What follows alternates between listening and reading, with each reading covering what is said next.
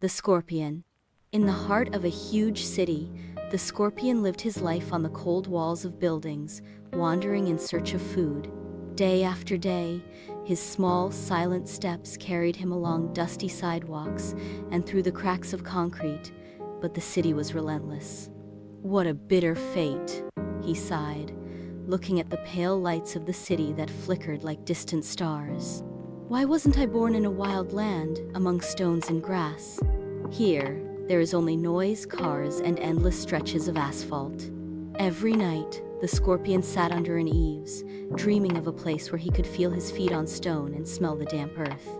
But the days passed the same way, without his dreams seeming any closer.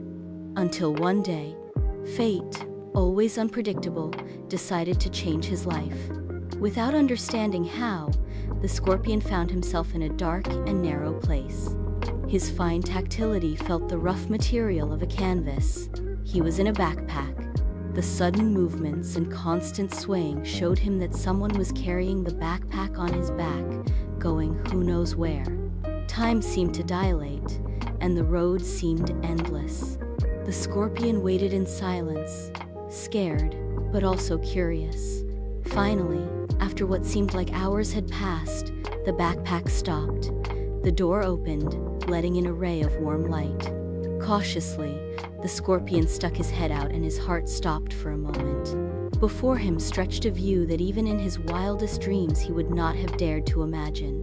A stony plain, dotted with wildflowers and surrounded by tall trees.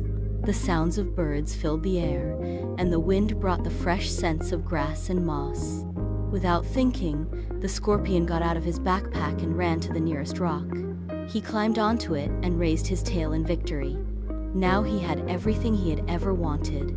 Sometimes, even the smallest creatures are blessed with miracles, and dreams, no matter how far-fetched they may seem, can come true when we least expect them. The end.